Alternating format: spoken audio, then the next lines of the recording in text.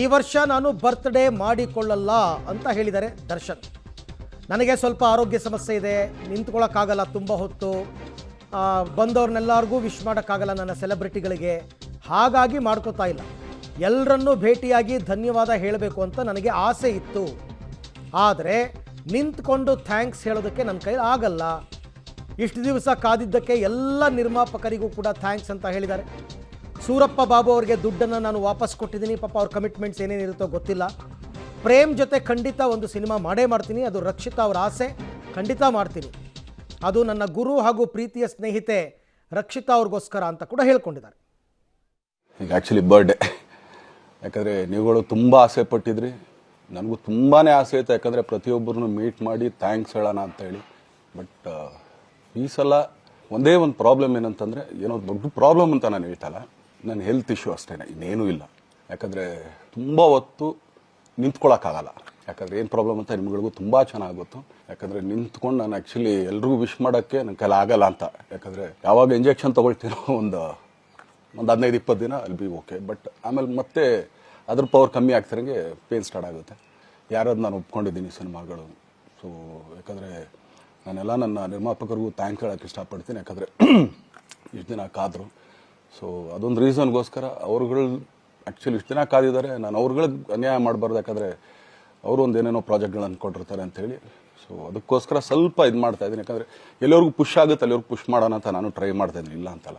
ಯಾಕಂದರೆ ನಾನು ಸಿಗ್ತೀನಿ, ನಾನು ಸಿಗಲ್ಲ ಅಂತಲ್ಲ, ಖಂಡಿತ 101% ನಾನು ಸಿಕ್ಕೇ ಸಿಗಬೇಕು. ಯಾಕಂದರೆ ನಿಮ್ಮೆಲ್ಲ ಇಂಡಿವಿಜುವಲಿ ನಾನು ಥ್ಯಾಂಕ್ಸ್ ಹೇಳಲೇಬೇಕು ಅದನ್ನು.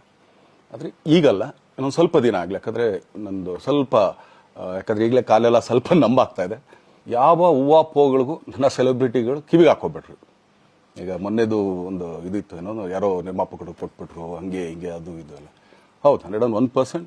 ಯಾಕಂದರೆ ಸೂರಪ್ಪ ಬಾಬು ಅವ್ರಿಗೆ ಆ್ಯಕ್ಚುಲಿ ವಾಪಸ್ ಕೊಟ್ಟಿದ್ದೆ. ಏನಕ್ಕೆ ಅಂತಂದರೆ ಈ ಟೈಮಲ್ಲಿ ಮತ್ತೆ ಅವ್ರ ದುಡ್ಡನ್ನ ಇಟ್ಕೊಂಡಿದ್ರೆ ಪಾಪ ಅವ್ರಿಗೆ ಇನ್ನೂ ಕಮಿಟ್ಮೆಂಟ್ ಜಾಸ್ತಿ ಆಗುತ್ತೆ. ಸೊ ಅದಕ್ಕೋಸ್ಕರ ಸರ್ ನಿಮ್ಮ ಕಮಿಟ್ಮೆಂಟ್ ತೀರಿಸ್ಕೊಳ್ಳಿ. ಸೊ ಮುಂದಕ್ಕೆ ಒಂದು ಒಳ್ಳೆ ಸಬ್ಜೆಕ್ಟ್ ಸಿಗ್ದಾಗ ಖಂಡಿತ ಮಾಡೋಣ ಅಂತ ಅಷ್ಟೇ. ಆಮೇಲೆ ನಾನು ಪ್ರೇಮ್ ಖಂಡಿತ ಸಿನಿಮಾ ಮಾಡೇ ಮಾಡ್ತೀವಿ. ಯಾಕಂದರೆ ಅದು ನಮ್ಮ ಗುರುಗಳು, ಹಾಗೇನೆ ನನ್ನ ಪ್ರೀತಿಯ ಸ್ನೇಹಿತೆ, ಅದು ರಕ್ಷಿತನ ಆಸೆ ಅದು. ಸೊ ಇಲ್ಲ ಮಾಡೇ ಮಾಡೋಣ. ಸೊ ಬಟ್ ಒಂದೇನಂದರೆ KVN ಪ್ರೊಡಕ್ಷನ್ಸ್ ಅವರು ಪ್ರೊಡಕ್ಷನ್ ಮಾಡ್ತಾ ಇದ್ದಾರೆ.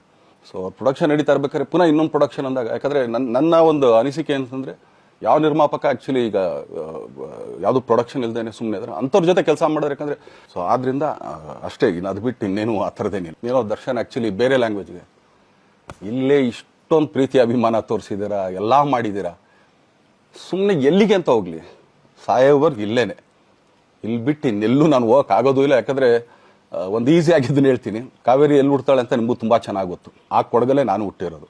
ಅವಳು ಅಲ್ಲಿ ಹುಡ್ತಾಳೆ ಕಾವೇರಿ, ಎಲ್ಲ ಕಡೆ ಹರ್ಕೊಂಬರ್ತಾಳೆ ಅವಳು. ನನ್ನ ಸೀಮಿತ ಇರೋದು ಬರೀ ಮೇಕೆದಾಟ್ ಅಷ್ಟೇ, ಅದರಿಂದ ಮುಂದಕ್ಕೆ ಅದು ಹೆಂಗ್ಯಾರು ಹರ್ಕೊಡೋದ್ರು ಅದಕ್ಕೂ ನಮ್ಗೆ ಸಂಬಂಧ ಇಲ್ಲ ನನಗೆ. ಸೊ ಆ ಥರ ನಾನು ಯಾವಾಗ ಸಿನಿಮಾ ಮಾಡಿದ್ರು ಏನೇನು ಮಾಡಿದ್ರು ಇಲ್ಲೇನೆ, ಅದು ಕನ್ನಡ ಸಿನಿಮಾನೇ. ನಾನು ಒಂದು 3 ಜನಕ್ಕೆ ತುಂಬಾ ಥ್ಯಾಂಕ್ಸ್ ಹೇಳಬೇಕು. ಎಸ್ಪೆಷಲಿ ನಮ್ಮ ಹೀರೋ ಧನ್ವೀರ್ ಅವ್ರಿಗೆ. ಯಾಕಂದರೆ ಆತ ಪಾಪ ಯಾವಾಗಲೂ ಜೊತೆಲೇ ಇದ್ದು ನಮಗೊಂದು ದೊಡ್ಡ ಬೆನ್ನೆಲುಬು, ಮಾರಲ್ ಸಪೋರ್ಟ್ ಆಗಿದ್ದು. ಸೊ ಧನ್ವೀರ್ ಅವ್ರಿಗೂ ಥ್ಯಾಂಕ್ಸ್. ಹಾಗೆಯೇ ನಮ್ಮ ಬುಲ್ಬುಲ್ ರಚಿತಾರಾಮ್ ಅವ್ರಿಗೂ ತುಂಬಾ ಥ್ಯಾಂಕ್ಸ್. ಹಾಗೆಯೇ ನನ್ನ ಪ್ರಾಣ ಸ್ನೇಹಿತೆ ಆದ ರಕ್ಷಿತನಿಗೂ ಥ್ಯಾಂಕ್ಸ್. ಆಮೇಲೆಲ್ಲ ನನ್ನ ಸೆಲೆಬ್ರಿಟಿಗಳಿಗೂ ಅನಂತ ಧನ್ಯವಾದ ಅಂದರೂ ಕೂಡ ತಪ್ಪೇ ಅದು. ಯಾಕಂದರೆ ತುಂಬ ಚಿಕ್ಕದು.